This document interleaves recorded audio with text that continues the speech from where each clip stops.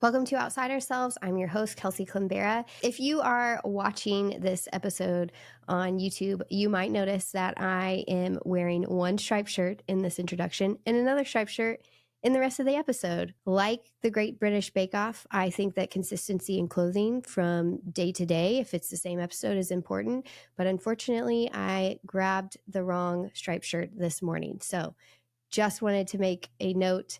With that said, today's episode and conversation is with writer and poet and editor Rachel Joy Welcher. I had the opportunity to actually ask Rachel about her poetry work, which is something that she does a lot of and is very good at. Today, we specifically take a look at her collection of poems entitled Two Funerals, Then Easter. Rachel often suggests that people read this collection of poems throughout the season of Lent, which we are, of course, wrapping up in the next couple of weeks and looking forward to Easter. So we talk all about the Lenten season, Easter, and the hope of Easter when we find ourselves not only within this literal liturgical season, but then, of course, within the many Lenten seasons that life brings. I was struck by Rachel's honesty and her willingness to share openly about her own struggles and her own suffering in life, as well as her constant ability to hold on to the hope that is found in the person and the work of Jesus. With that said, here's today's episode. Thanks so much for listening.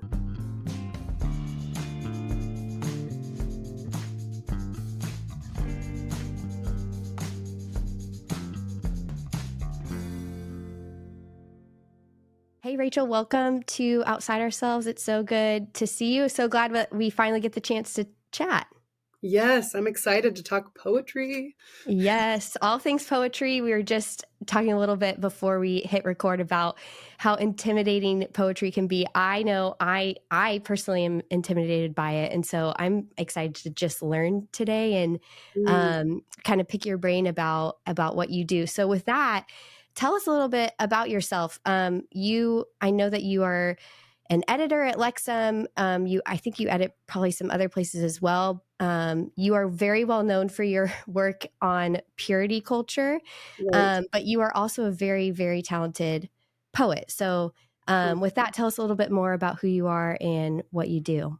Sure. Yeah. Well, I was just telling you before we started that I've got 3 collections of poetry, but that's not what people ever interview me about. So when you messaged me and said you wanted to talk about my poetry books, I got really excited. So Yeah, I good. love talking purity culture, but poetry is my first love, my true love. And so yeah, so I'm an editor at Lexham. I acquire books and get to help people develop their manuscripts. It's really, really fun, That's awesome. difficult but rewarding. And then I'm a pastor's wife here in South Dakota. I help my husband with the college group because we live in a college town. Mm. And we've got a little toddler, Hildegard, and a little boy on the way. Congrats. Thank So you. great. And actually, my husband and I are both poets. And so that's actually you'll see that as we discuss the book, Two Funerals, Then Easter, because he pops up in my story later in my life. But poetry is really, it's the way I've been able to process the most difficult things in my life, the way I've been able to process the kind of pain that I can't quite articulate any other way. And I found it to be a very healing art form. And what is neat about poetry is if you can write something that not only helps you heal, but meets someone else where they're at, even if they're going through something entirely different. And so it's very rewarding to write something and then to have someone else say, that meant something to me as well. Yeah. Yeah, that's amazing. I actually, I just had on the show Andy Gullahorn. I don't know if you know who he is. He's a musician and songwriter.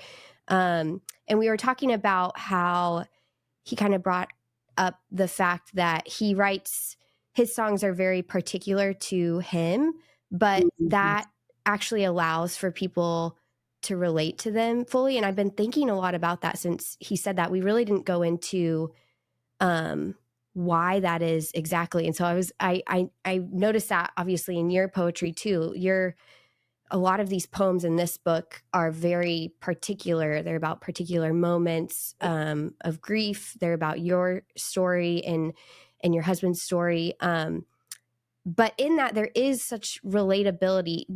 Why is that, do you think? Like, why do the particulars of our story allow for such relatability? Because you would think it would be the opposite, but Right. it's not. You know, you're touching on some of the most important writing advice that I give writers when I'm editing their work. It's so interesting that, yeah, the more specific you are about your own experience, the more universal it becomes for readers. I think it's complicated. The truth is that general writing, when you're trying to be too open to an audience that you don't dig deep, it just doesn't resonate. It goes right over people's head and heart. When you dig into a moment and you get into the specifics, the nitty-gritty of your own experience, people, first of all, they're sitting back and they're listening to your story, so they're not defensive. And that's a huge part of poetry. You're listening to someone else. They're not preaching at you. And so you can hear it with more open ears. And then I think what happens is you start thinking about those same universal emotions in your own life. So I write about divorce and remarriage and depression and things like that. And even if my readers have never been through those three things, they've experienced their own grief. They've experienced insecurity, loss. And so they can read my story with open ears. And then somehow those specific details can, their defenses are down. And I don't mean like this is I'm not saying I try to manipulate people. In fact, I write poetry for myself first. In some ways, it's a bit of a selfish medium, but I write it in a way that I hope that it will maybe open a door for someone else. Or even, I love it when my poetry causes someone else to write their own. So when they pick up the pen and say, you know what, I'm going to try to process what I went through this last year, the way she just processed her divorce. And that's a really beautiful thing if you can help someone else write out their own grief. Yeah. Yeah. That's so interesting about it allowing people to let their guard down. There is something about the specificity of like an interior experience. Like if you can kind of draw people into that in a way that they're not, like, oh, I have my own stuff, or, oh, I don't want this to be about me, or I feel condemned by this or whatever, that allows them to then process it for themselves and however that works for them in particular. That's really, really interesting.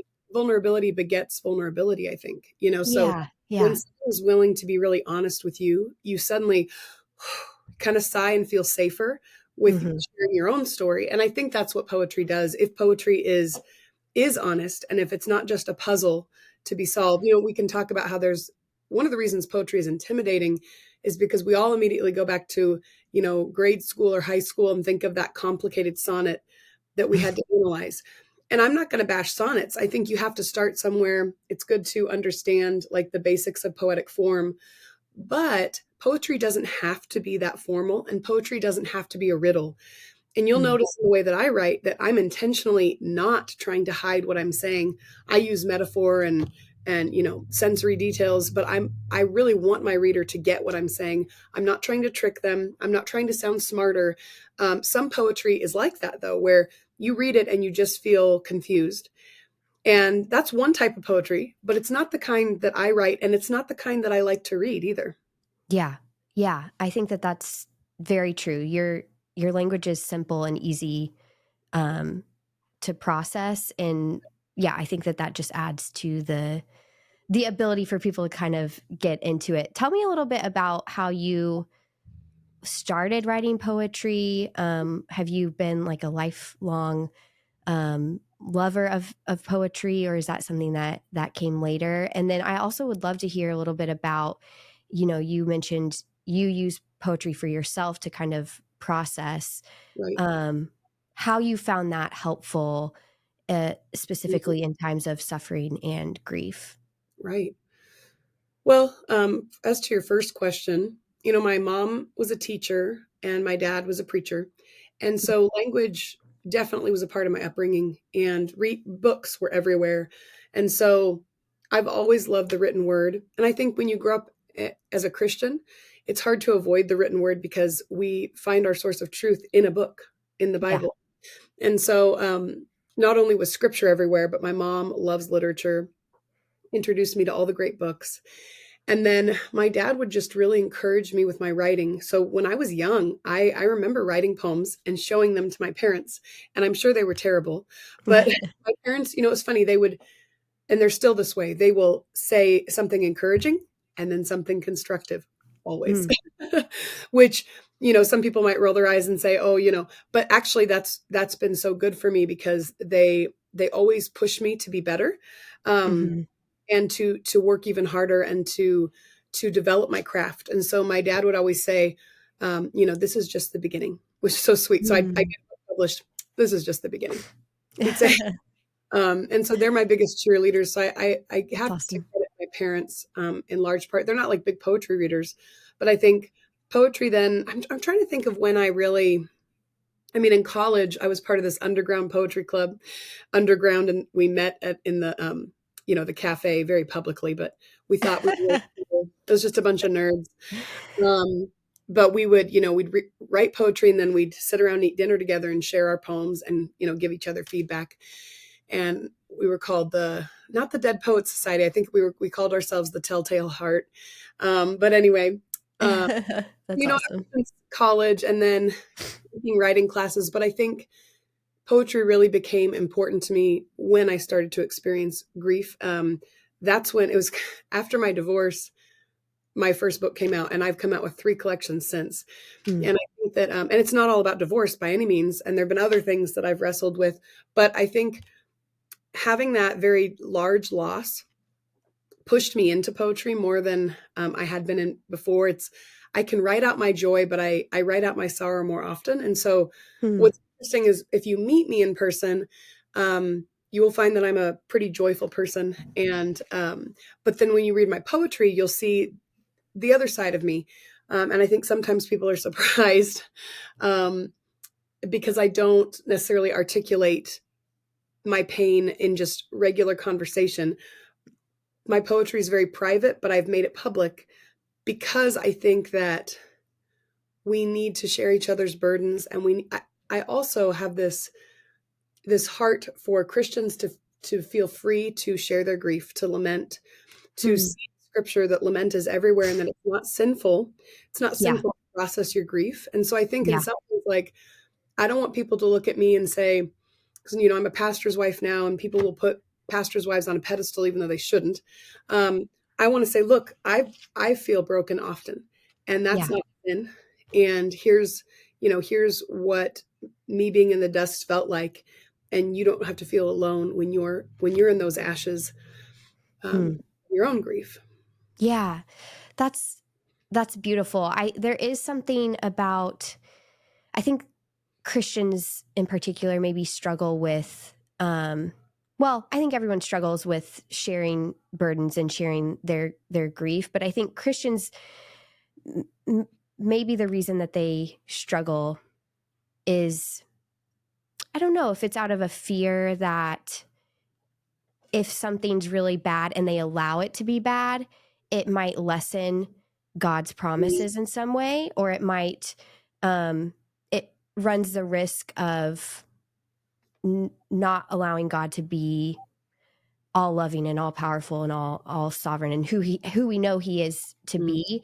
And I also think that there's a tendency for Christians often to maybe say something that's been hard, like, oh, we've just been through a hard season, but then to kind of try to wrap it up like with a lesson, like, but this is what I learned out of, like, this is what came out of it.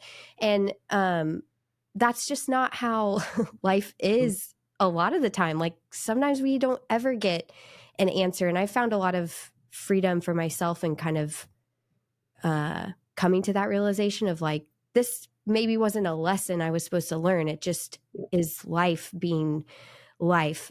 All that to say, I feel like you do that so well in this book. Like, the poems that are about grief a lot of times are about grief. Like, there's no resolution. It's just, it's very honest.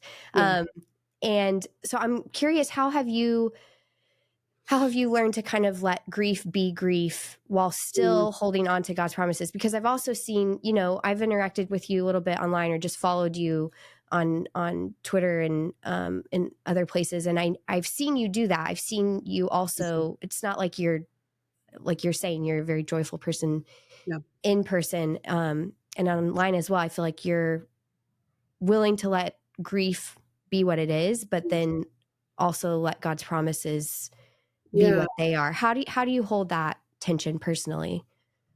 I mean, not very well. I think it's kind of it's a lifelong struggle and goal. My husband, he lost his wife to cancer, his first wife, and has written a lot on grief as well. And we both, before we met, we'd both been clinging to the same psalm. I believe I shall look upon the goodness of the Lord in the land of the living. And when we met, we felt like God was answering that prayer. But he says something interesting. My husband's a writer too. In one of his books, he says, even if I didn't get to look upon the goodness of the Lord in the land of the living, I knew I would see it in eternity. And so, and it sounds a little morbid to say, well, I think hope is a difficult thing, because on one hand, we have everything to be hopeful for in Christ. Like, we get to look forward to an eternity with him. And so if we think about that, we'll be filled with joy all the time in anticipation.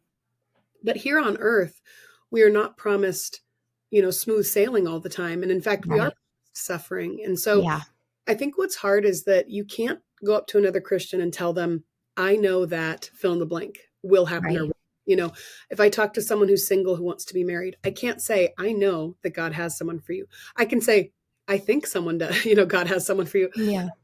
But it doesn't, I hate to say, it doesn't mean anything because we don't know what God will do and what he won't do. What we can say is, I know that God loves you.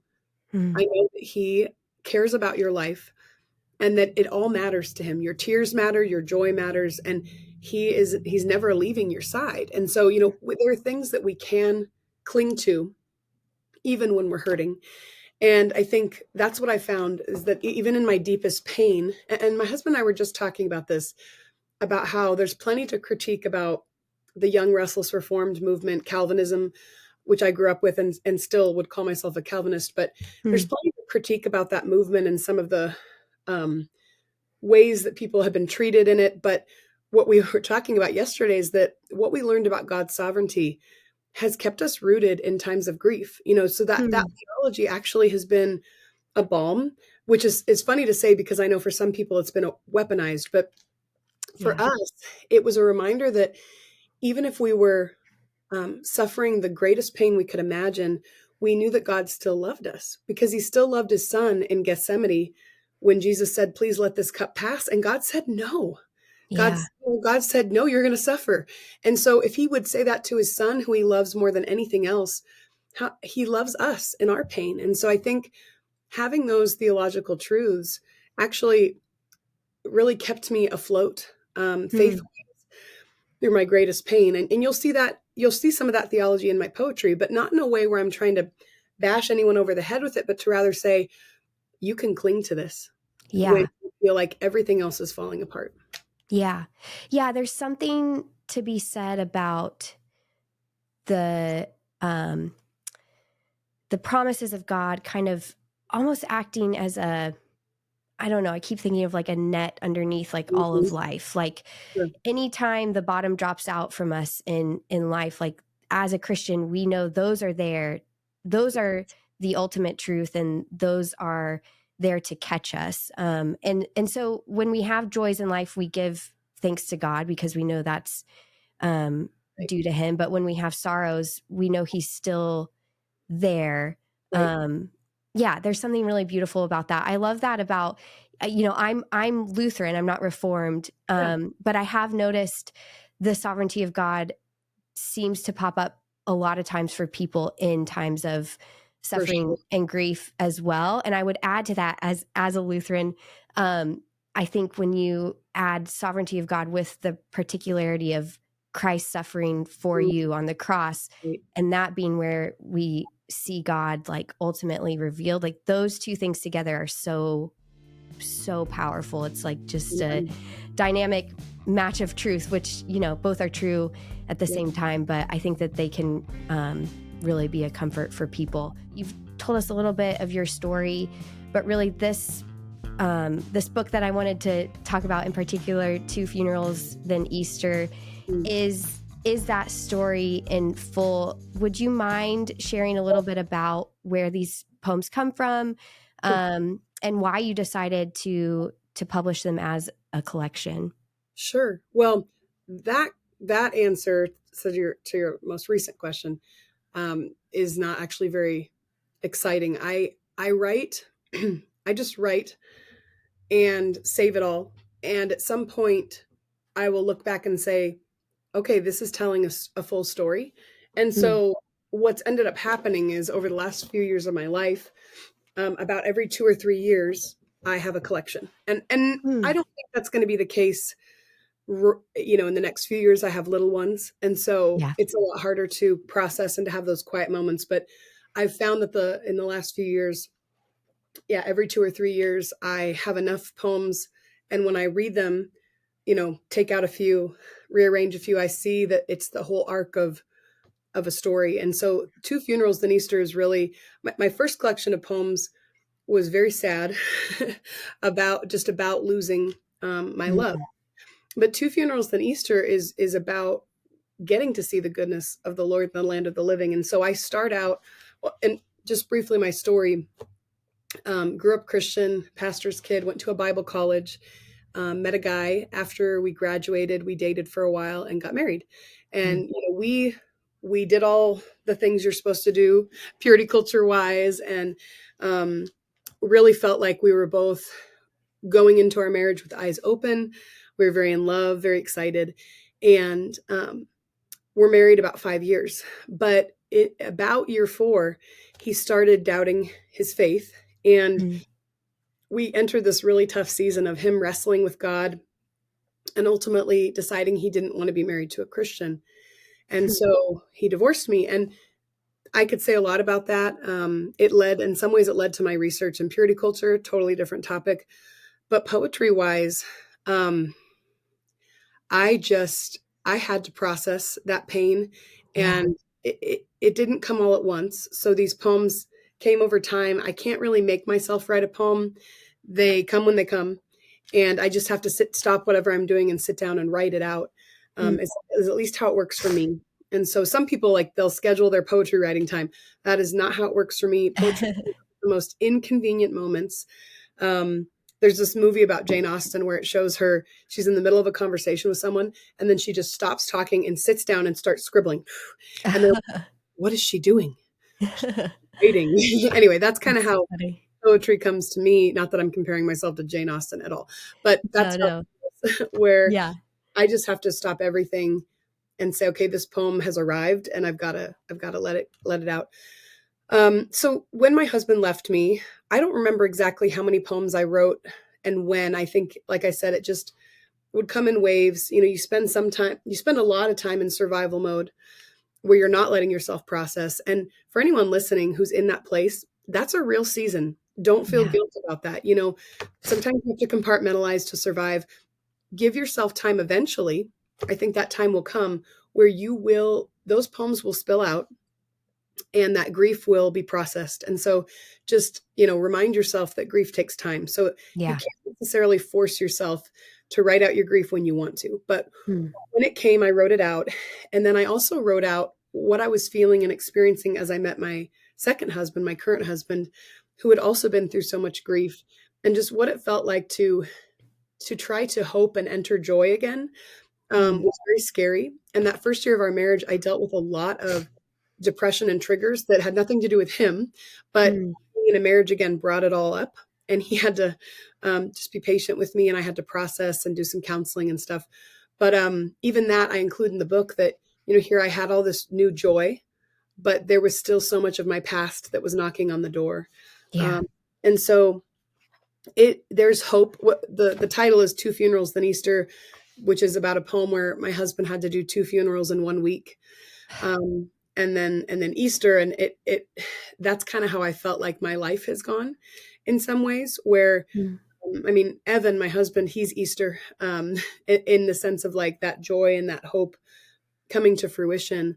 And then, of course, the overarching truth of any of my books is that Jesus is Easter, that Jesus is our hope. And so even when I don't have hope in any physical person, I have hope in the person of Christ. And I don't think my poems are very preachy. They might be. I don't know. I guess I'd have to ask a reader. I didn't find them preachy at all. Cool. Yeah. They're not like, they're not prescriptive in any sort of way. Like which I think gets back to kind of what we were talking about at the beginning. Like it allows the reader to enter into them with their own experiences, which is great. Yeah. And, as a writer, or even if someone's has never written before, but writing poetry is sort of permission that you don't have to tie everything up in a bow. And that's very freeing. And I think the Psalms give us that permission. Yeah. Even when we see David go from lament to praise, there's still Psalms like Psalm 88 that just end with darkness is my closest friend. And so you're allowed to believe in the eternal hope of Christ and still write out your pain. You're allowed to. You have permission from Scripture. And so I think that's something that I hope my book gives people permission that they can do that too. Yeah. Yeah. That's, I think that's helpful for people. And I think there is something to giving voice to the human experience of suffering without prescribing to-dos. That's very freeing for people and actually allows people to process.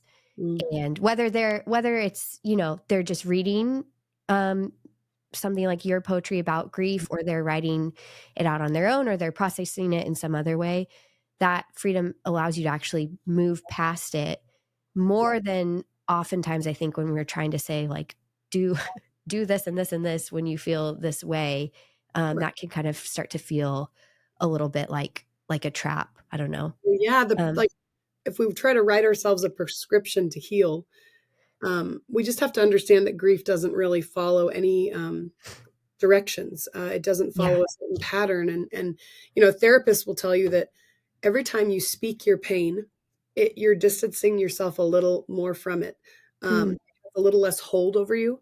And so if that's true, that advice came for soldiers who were dealing with post-traumatic stress, but it absolutely applies to the rest of us too. Yeah. When you write out your pain in a poem, I think you are practicing that principle of you're naming it. You're saying, I experienced this, but I'm writing it out right now. And in this room where I'm writing, it's not happening. And I mean, even that alone, I think is very healing. And I think, I don't know a lot about therapy, but I think therapists would say, yeah, that's actually a really good practice in recovering from grief. Yeah, that's really interesting. I was listening to a podcast. It's another 1517 podcast yesterday called Outlaw God. They're going through Luther's Small Catechism right now, and there's a lot of backstory to this. But what they were talking about, it's Dr. Paulson and my friend Caleb Keith, what they were talking about is specifically the Lord's Prayer and the purpose of prayer. And Dr. Paulson said something so interesting. This is just making me think of our conversation.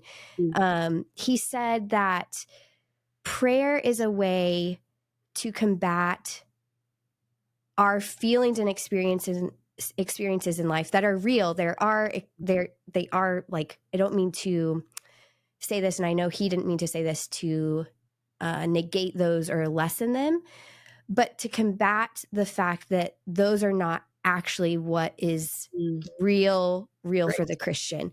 Like you have to, and so we go to God in prayer to speak those, as you're saying, and to be reminded, even if I'm feeling this way right now, the truth is that I'm righteous, I'm justified, I'm forgiven. And I thought that was so beautiful. I've never really heard, I don't know, I haven't really thought of prayer specifically in that way before. And I think what you're saying too about poetry and just expressing your grief kind of follows in line with that, of like when you're able to speak it and realize it's not in the room, it lessens its power over you in a way that's really, really helpful. Absolutely. And that kind of what you're saying reminds me a little bit about when John Piper would say, preach the gospel to yourself. And, sometimes you're writing out your grief. Other times you actually are preaching hope to yourself, not to anyone else, through poetry. And you'll see some of that in my book as well, where it's like, what does David say? Hope in God, O my soul, for I shall again praise him. We're not always in that place where we can say that, but sometimes that's exactly what we need to write out. Hope again, John Blaze wrote a poem about how, sometimes the bravest thing is to just put 2 feet on the ground and get up in the morning. Sometimes that is what bravery is for you, especially depending on what you're going through. And so poetry gives us the freedom to write about wherever we are at in life, unapologetically. This is something that we've kind of touched on, but I just feel like in reading these poems, what kept coming to mind is this. It's a kind of a semi-doctrine, Lutheran doctrine of theology of the cross. I don't know if you've heard of it, but it's the idea kind of that God works primarily, we think God works primarily through big acts of good works, or through like building us up in our good works, or sanctifying us in like a progressive way. But the reality is that God works most primarily and then very specifically in suffering, and specifically in the suffering of Jesus on the cross, because that's where he takes on all of our suffering and then frees us from it. And so it's actually more of this tearing down of who we think we are and how we think we are righteous through making us like, it's actually the work of theology of the cross is like done to us. We don't do it.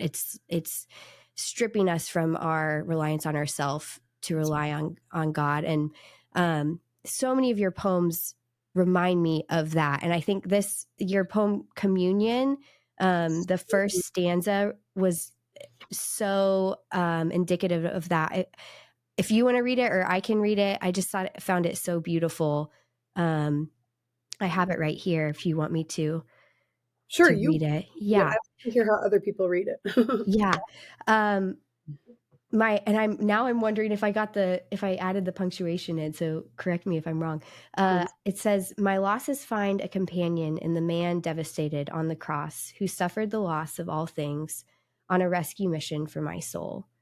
And I just love that idea that like your losses are subsumed by Christ on the cross, and therefore not only does he know them, but he's taken them from you. I thought that was just so beautiful.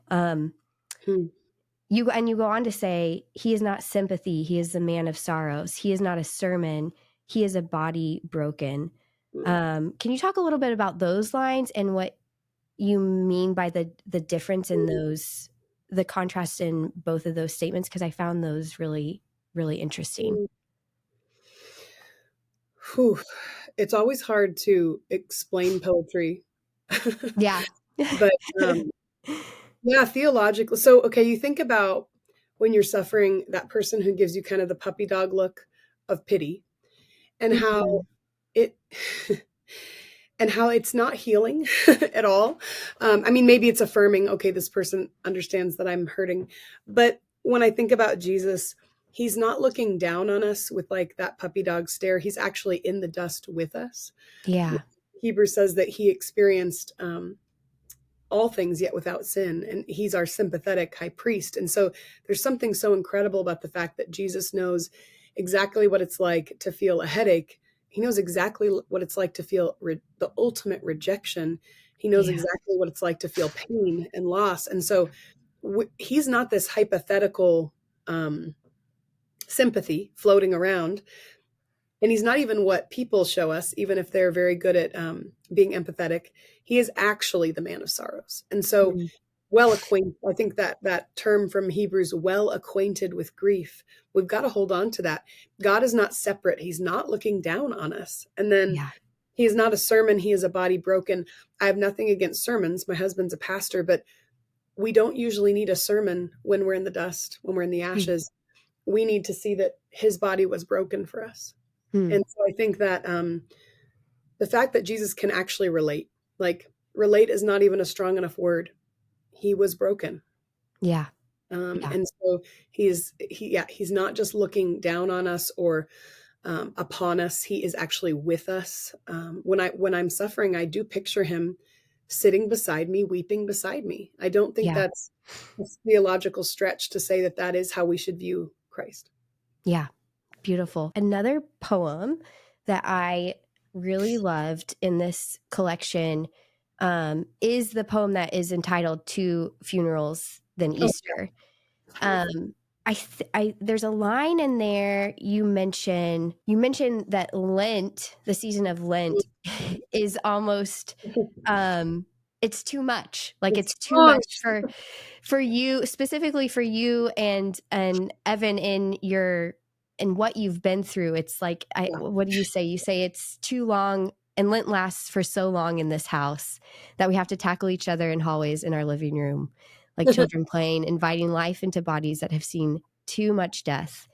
And I just found that, I think Lent has grown in popularity for the American Christian the last few decades. And I think that's overall probably a really good thing. It means people are aware of the liturgical season, and it's a time to reflect on our deaths and our limits as humans. And that's good, I think, for the modern person in a lot of ways, because we just don't have to confront that a lot of times.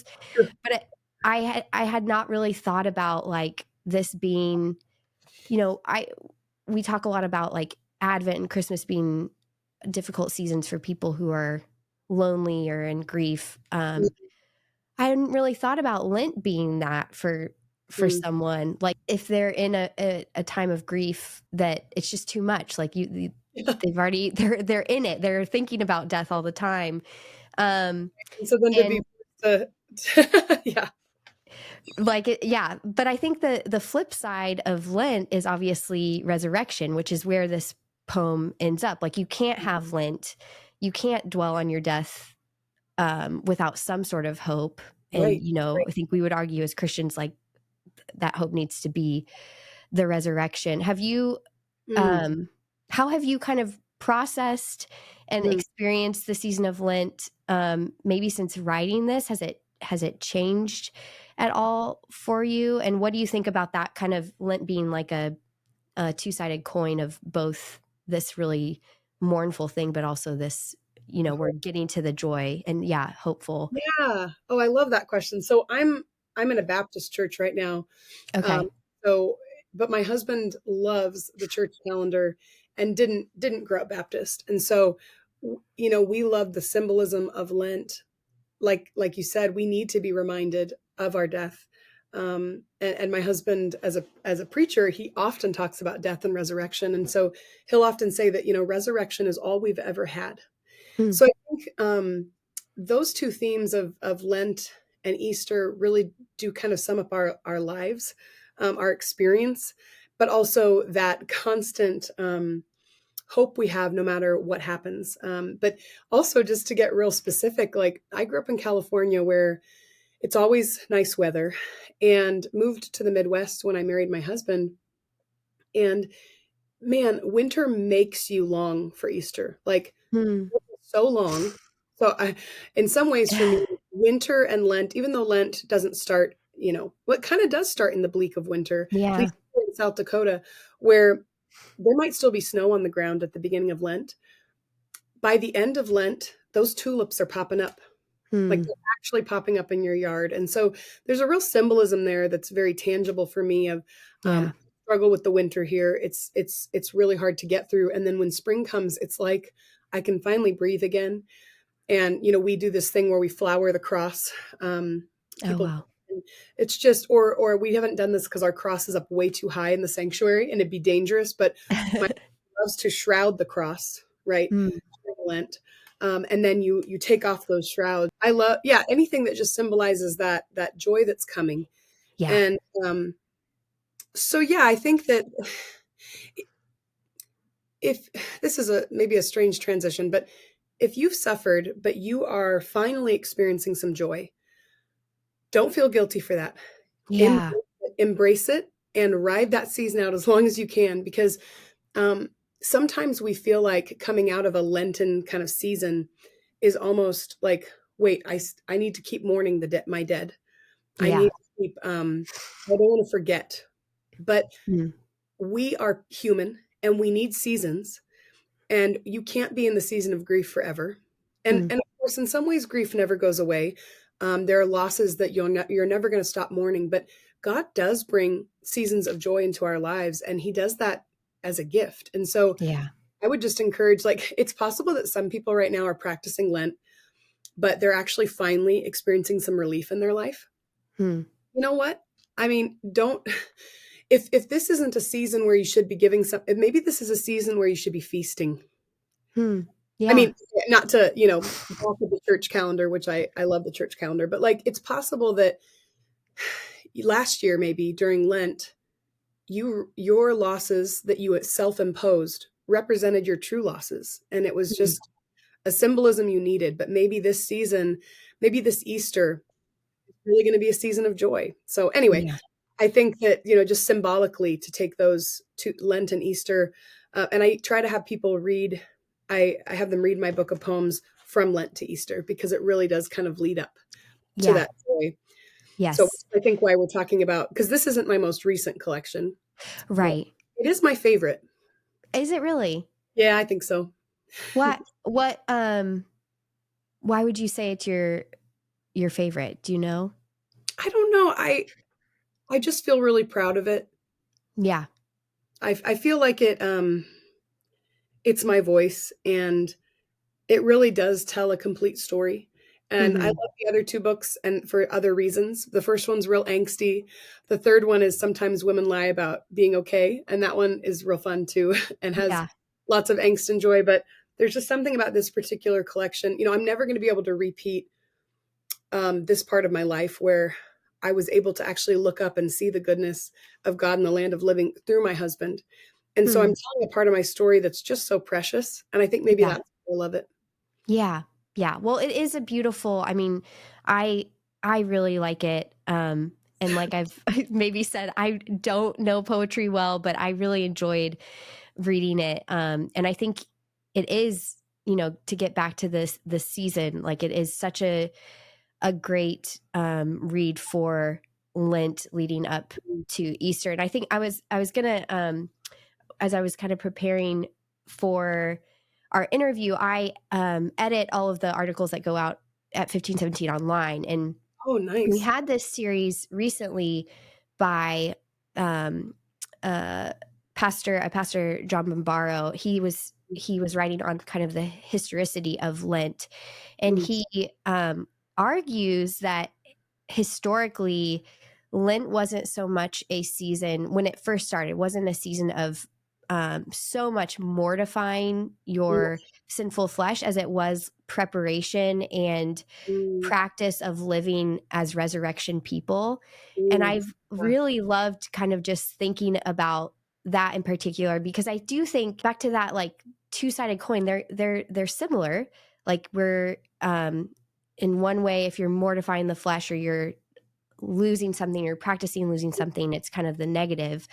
But the Right. positive aspects of that are that someday you won't need to do that, because you will be this resurrected person, and Mm, living into the fact that you already have been declared, that you already actually are that in Christ, I think is something that's really beautiful and kind of puts a positive spin on things, which is necessary a lot of times for people who are in grief and loss, to kind of think of things in that way. I think there's also like a little bit of freedom, more freedom there than feeling like I have to like fast from these 5 things or whatever. So What I if don't know.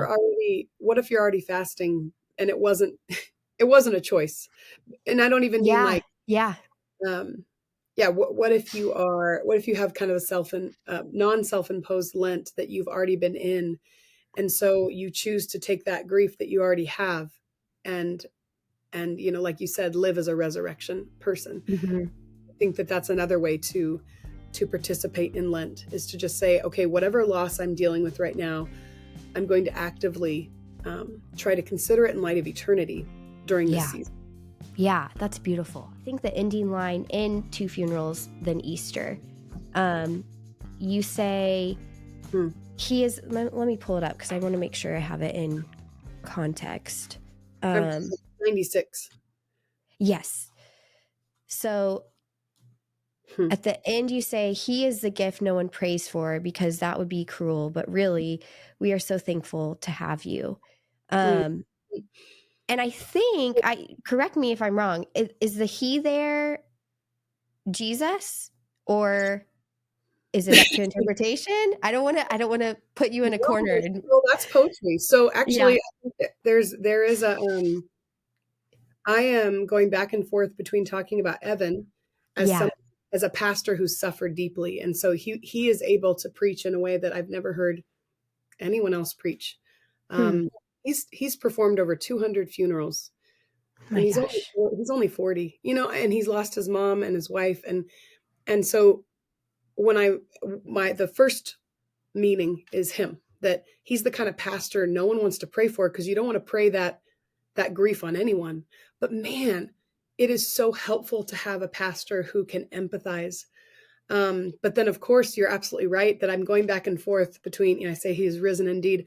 I'm talking about Jesus, and I'm talking about my own story with the kind of man I married.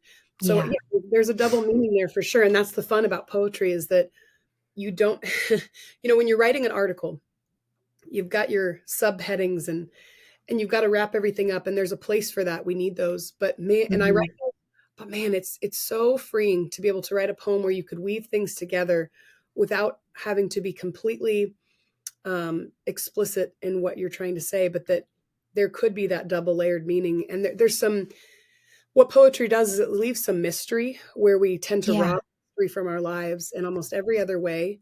And so maybe that's a good example of a poem where I am saying two things. Yeah. That, the open-endedness, there's something that's helpful there. I'm not, what is it exactly, do you think? Is it just because it is missing or lacking so much from so much of life? That's a good question. Well, maybe because it more closely resembles our experience as humans. Yeah. It's messy, it's chaotic. I mean, when we think about theology, we want it to be orderly. We want to have our boxes, and that's because that's what makes us feel secure. And there's a place for that, there's a place for systematic theology, but my goodness, that is not how my life has played out. Yeah. And so I think what poetry does is it says, here, you can describe life as it is, which is you know that God knows, but you don't know. You don't know why, you don't know what.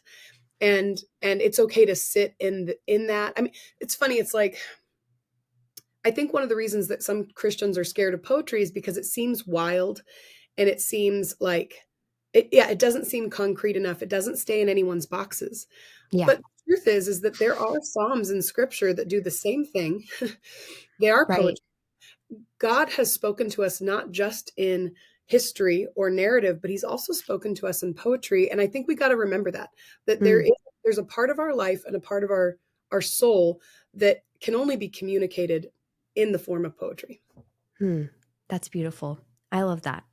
What an amazing thing to think that the Bible is not just made up of one type of writing. I think that that's something that's so often misunderstood by the world and Christians as well. Like and that's a gift. Like it's a gift that we are able to interact and be given Jesus and the cross in all of these different forms, because you're right. Like our lives are not, we really want them to be black and white, and we really want them to be like a 12-step process. Yes, that'd be but great. they are not. Yeah. It would be so great. It might be a little boring, but I would feel a lot better about it for sure. This would take boring over the chaos, but that doesn't resemble anyone's life that I know.